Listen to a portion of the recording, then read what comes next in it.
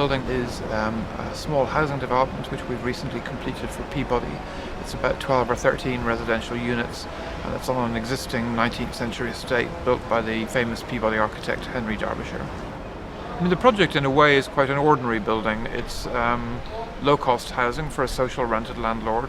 The purpose of it is to provide decent accommodation, and what we have to do is, first of all, to look at the existing context. Sometimes when you're an architect you have to invent the building from scratch, and it becomes very much about authorship and invention. This project is really much more about lots and lots of ordinary decisions that you make. To begin with the context, we've got a strong existing building stock around.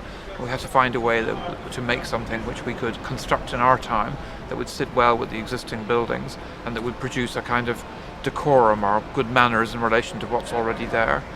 So we thought carefully about that, producing deep window reveals which match the white painted window reveals of the Darbishire buildings.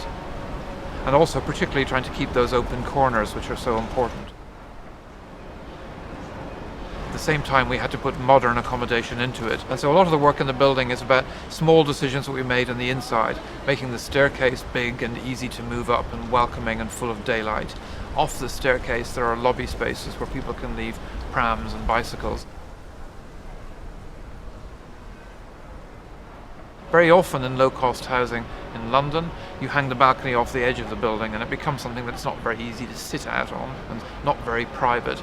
Here what we've done is to pull the balconies back into the building so that it forms a little kind of outdoor room within the building, so to speak. They've got carpets on them and dining tables. They can really live on those balconies, which in London I think is quite important.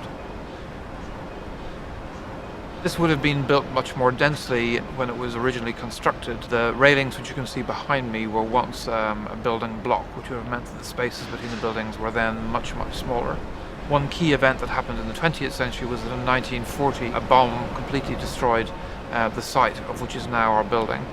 Most of the people in the building at the time were killed. That was a bomb site after the war, and soon after that they took down the block next to it to open up the space, and it's been left vacant since then. So this is one of London's last remaining bomb sites that's been filled in.